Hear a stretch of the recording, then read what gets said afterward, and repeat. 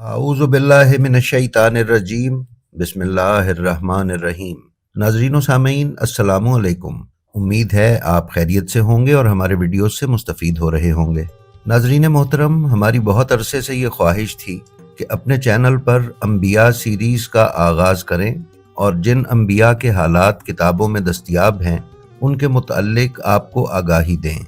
इस सिलसिले में हम आज से इस सीरीज़ का आगाज़ कर रहे हैं और अपनी इस पहली वीडियो में अबुल बशर हज़रत आदम अलैहिस्सलाम की खिलकत और उनका दुनिया में भेजा जाना, नीज़ उनका दर्जा नबूवत पर फायज होना, हज़रत हव्वा सलामुल्लाह अलैहा हज़रत आदम अलैहिस्सलाम की औलाद और फिर हज़रत आदम का दुनिया से पर्दा फरमाना वगैरह पर मालूमात आपकी खिदमत में पेश करेंगे। हमारी कोशिश होगी कि दरमियान में हम दीगर मज़ामीन भी आपकी खिदमत में पेश करते रहें ताकि अम्बिया सीरीज़ पर मुसलसल पेश किए जाने वाले वीडियोस आपकी दिलचस्पी इस मौजू में ख़त्म ना कर दें। तो फिर चलते हैं आज की वीडियो पर। नाजरीन, अल्लामा नजमुल हसन करारवी अपनी किताब तारीख़ इस्लाम के सफ़ा 57 पर बयान करते हैं कि मौर्रिखीन का बयान है कि जब ज़मीन पर हुकूमतों के मुख्तलिफ अदवार गुजर चुके और आखिर में जिन और नसनास को भी ख़त्म कर दिया गया तो खालिक कायनात ने फरिश्तों से कहा कि अब मैं अपना खलीफा अपने हाथों से बनाकर ज़मीन पर भेजूंगा और उसे ऐसा करार दूंगा कि उसकी नस्ल से अम्बिया, रसूल और आइमा पैदा होंगे और उसकी बेशुमार औलाद होगी और मैं उसी के ज़रिए से नस्ल दर नस्ल दुनिया का निज़ाम चलाऊंगा। अल्लामा नजमुल हसन उसी किताब के सफ़ा 59 पर लिखते हैं कि अल्लाह ताला के हुक्म से हज़रत इज़राइल ने नर्म और सख्त, नशेब और फराज हर जगह से मिट्टी ली और इस बात का भी ख्याल रखा कि मिट्टी मुख्तलिफ रंग की हो।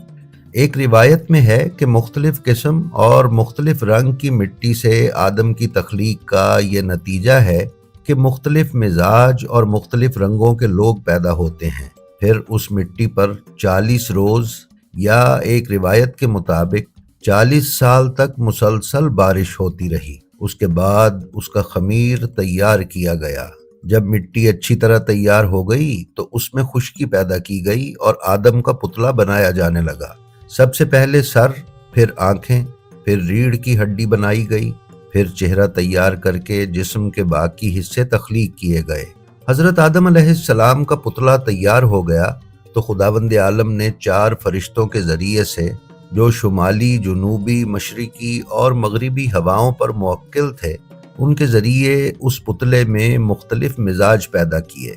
फिर अल्लाह ताला ने हज़रत जिब्राईल अलैहिस्सलाम को हुक्म दिया कि 4 किस्म के पानी लाएं, मीठा, नमकीन, कड़वा और गदला पानी। जब वो पानी ले आए तो हुक्म दिया कि शीरीं पानी को आदम के हलक में डालो ताकि उससे इसकी नस्ल को खाने पीने की लज्जत हासिल हो सके। नमकीन पानी को आंख में टपकाओ ताकि आंख की चर्बी तकवीयत हासिल कर सके। कड़वा पानी कान में डालो ताकि हशरातुल अर्ज़, कीड़े मकोड़े वगैरह कान में दाखिल न हो, और गदला पानी नाक में डालो ताकि नाक में जो गैर मुनासिब चीज़ दाखिल हो उसमें तहलील हो जाए। नाजरीन, हज़रत आदम के जिस्म की तामीर व तश्कील के बाद खालिक कायनात ने नूर मुहम्मदी सल्लल्लाहु अलैहि वसल्लम को, जो कि 14 अनवार का मजमुआ था, सुल्ब आदम में दाखिल करने के बाद फरिश्तों को मुखातिब करके फरमाया, ए मेरे मलाइका सुनो, जिस वक्त मैं आदम में अपनी रूह फूंक दूं तो तुम बिला ताखीर सजदे के लिए अपनी पेशानी उसके सामने रख देना। लिहाजा जब जनाब आदम के जिस्म में रूह फूंकी गई तो उसकी इब्तदा सर की तरफ से फरमाई गई। बहरहाल हज़रत आदम के जिस्म में रूह फूंक दी गई। रूह का जिस्म में पहुंचना था कि तमाम फरिश्ते हुक्म खुदाबंदी के मुताबिक उस नूर मुहम्मदी की ताज़ीम के लिए जो हज़रत आदम में मौजूद था सर बसजूद हो गए। अलबत्ता शैतान ने सजदा ना किया। खुदावंद आलम ने फरमाया, तूने मेरे हुक्म की तामील क्यों ना की और आदम को सजदा क्यों ना किया? क्या तू खुद को आलीन यानी मोहम्मद व आले मोहम्मद जैसा समझता है? उसने कहा, ये बात नहीं है, बात सिर्फ ये है कि तूने इसे मिट्टी से बनाया है और मुझे आग से पैदा किया है। میں چونکہ اس سے بہتر ہوں اس لیے میں نے سجدہ نہیں کیا۔ ناظرین، طبری نے بیان کیا ہے کہ روح پھونکنے کے بعد جنت سے لباس منگوائے گئے اور انہیں پہنا کر حضرت آدم کو ایک تخت پر بٹھایا گیا اور اس کے بعد فرشتوں کو سجدے کا حکم دیا گیا۔ روایات کے مطابق ابلیس نے اپنے قیام وجود پر بھروسہ کر کے تکبر سے کام لیا تو خدا نے اسے مردود کر دیا اور اپنی بارگاہ سے نکال دیا۔ اس کے بعد خداوند عالم نے تمام مخلوقات پر حضرت آدم کی برتری قائم کرنے کے لیے انوار محمدی کے وہ نام جو آسمانوں پر رائج تھے حضرت آدم کو تعلیم کیے۔ مورخین کا بیان ہے کہ جب حضرت آدم علیہ السلام کو سجدہ کیا جا چکا اور وہ نور محمدی کے ناموں کو بیان کرنے کے امتحان سے بھی گزر گئے تو اللہ تعالیٰ نے انہیں جنت میں داخل کر دیا۔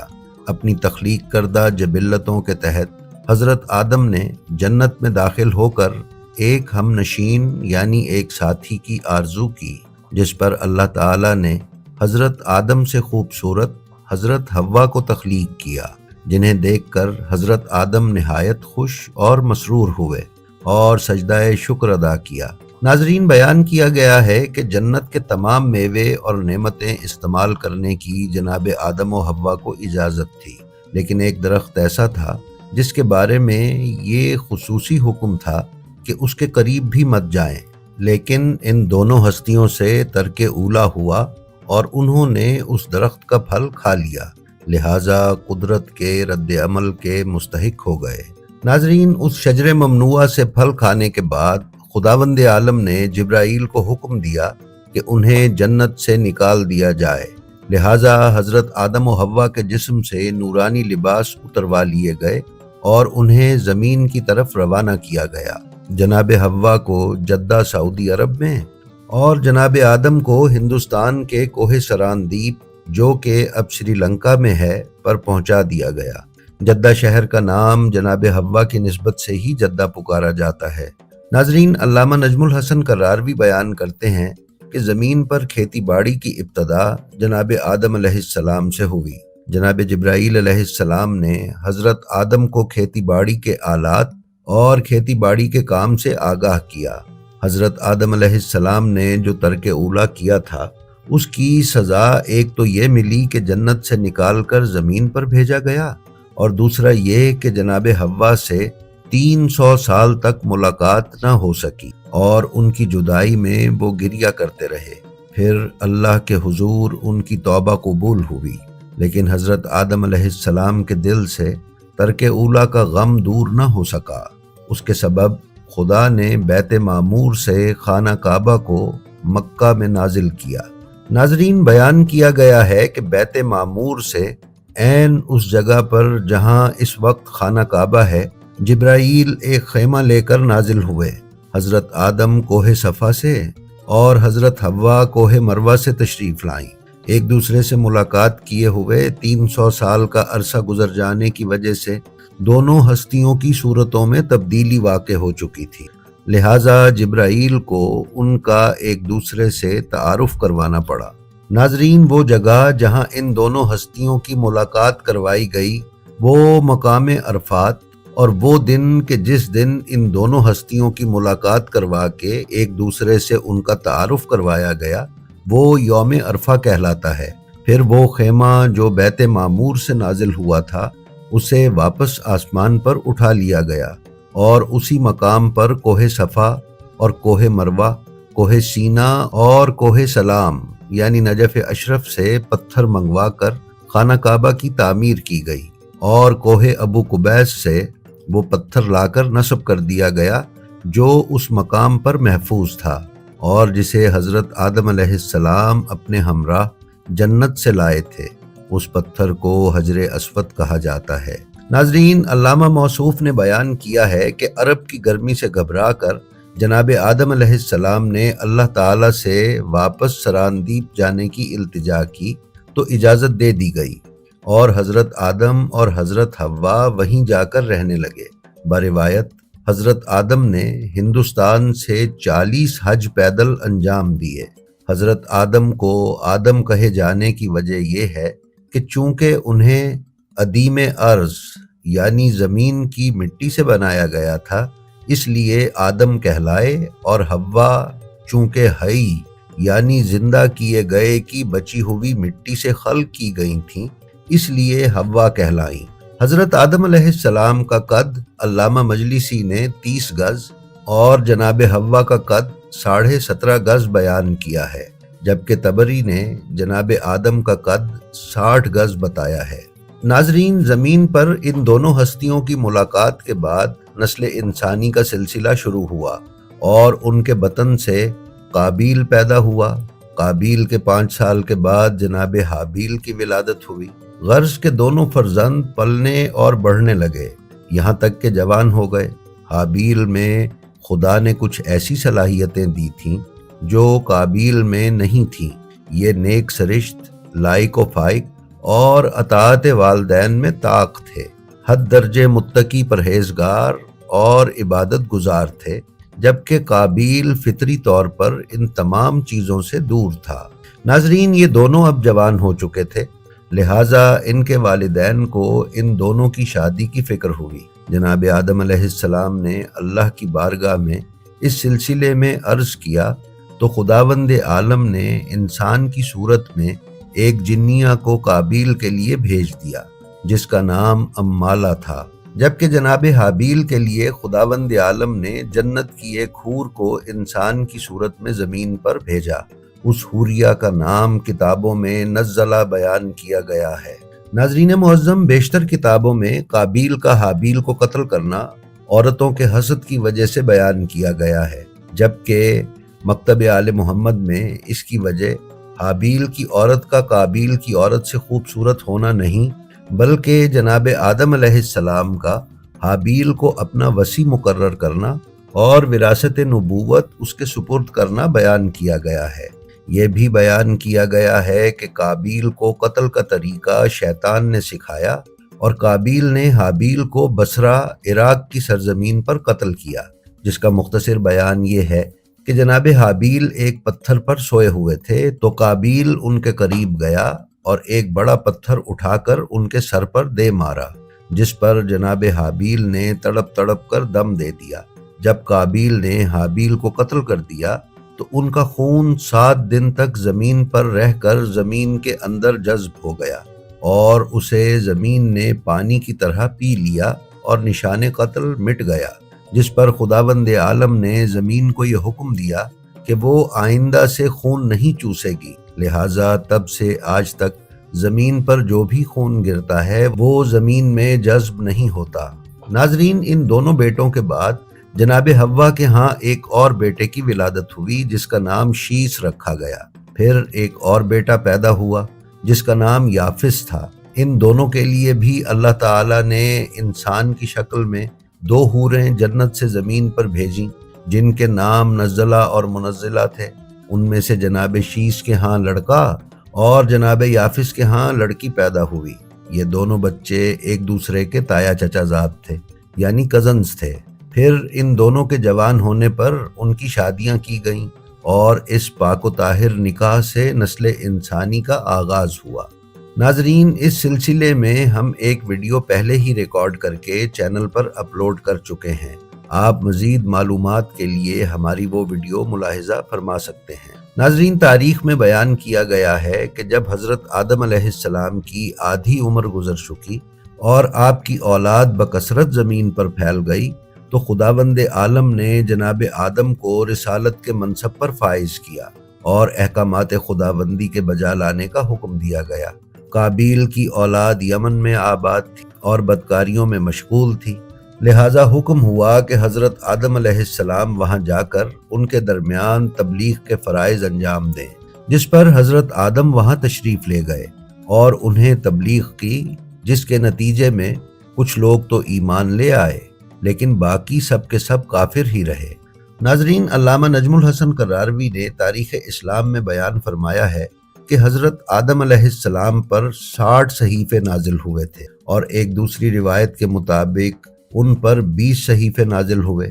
کچھ روایات میں 21 کا بھی ذکر ہے۔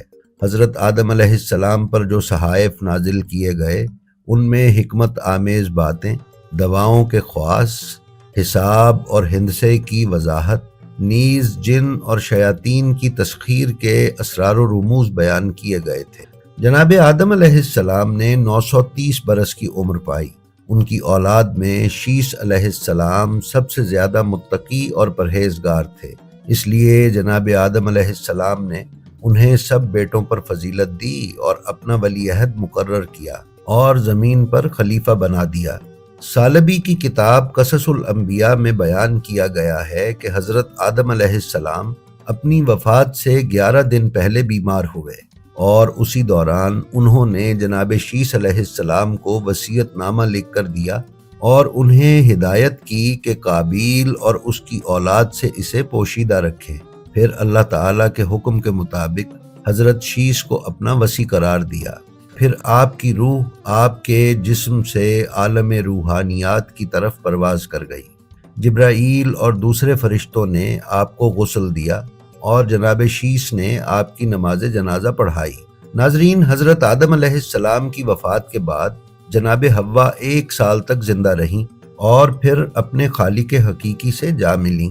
تقریباً تمام کتب تواریخ میں بیان کیا گیا ہے کہ حضرت آدم کا انتقال مکہ میں ہوا اور آپ کوہ ابو قبیس میں دفن کیے گئے، لیکن اس بارے میں اختلاف ہے کہ ان کا تابوت جب حضرت نوح علیہ السلام نے دوران طوفان برآمد کیا تھا تو پھر اسے کہاں دفن کیا۔ طبری کے مطابق آپ کا تابوت جناب نوح نے بیت المقدس میں دفن کیا تھا، لیکن یہ درست نہیں ہے کیونکہ حضرت آدم علیہ السلام کی قبر بیت المقدس میں دیگر انبیاء کی قبروں کے ساتھ موجود نہیں ہے۔ امام جعفر صادق علیہ السلام کی روایت علامہ مجلسی نے حیات القلوب میں بیان کی ہے، جس میں حضرت نے ارشاد فرمایا ہے کہ حضرت آدم کوہ ابو قبیس میں مدفون تھے، یہاں تک کہ طوفان نوح آیا، اور جب کشتی نوح اس مقام پر پہنچی تو حضرت نوح نے اللہ کے حکم سے کشتی سے اتر کر تابوت آدم کو برآمد کیا اور اسے کشتی میں رکھ کر روانہ ہو گئے۔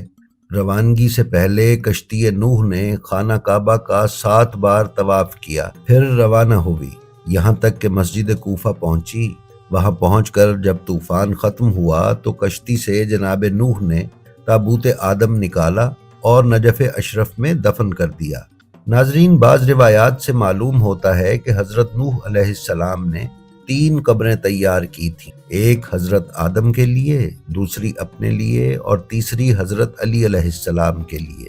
یہی وجہ ہے کہ جب حضرت علی علیہ السلام کی شہادت کے بعد آپ کے جسد اطہر کو آپ کے دفن کے لیے نجف اشرف لایا گیا تو آپ کی قبر پہلے سے کھدی ہوئی، تیار اور پختہ برآمد ہوئی تھی، اور آپ کی وصیت کے مطابق آپ کو اسی قبر میں نجف اشرف میں دفن کیا گیا تھا۔ جی تو ناظرین، یہ تھی ہماری آج کی ویڈیو۔ ہمیں امید ہے یہ آپ کو پسند آئی ہوگی۔ اگر آپ ہمارے چینل بلینڈ آف ہسٹری پر نئے ہیں تو ہم آپ سے گزارش کرتے ہیں کہ برائے مہربانی اسے سبسکرائب کر لیں اور اس کے بیل آئیکن پر کلک کر کے آل نوٹیفیکیشنز کی سیٹنگ کا انتخاب کر لیں تاکہ آپ ہمارے کسی بھی ویڈیو سے محروم نہ رہ سکیں۔ اس کے ساتھ ہی ساتھ ہمارا جو ویڈیو آپ کو پسند آئے اس کا لنک اپنے حلقہ احباب میں شیئر کرنا نہ بھولیں تاکہ علوم محمد و آل محمد کی نشر و اشاعت میں آپ کی حصہ داری برقرار رہے۔ ہماری آپ سے یہ بھی درخواست ہے کہ آپ اپنا اور اپنے متعلقین کا بے حد خیال رکھیں اور خلق خدا میں آسانیاں تقسیم کرتے رہیں۔ خدا آپ کا حامی و ناصر ہو۔ السلام علیکم۔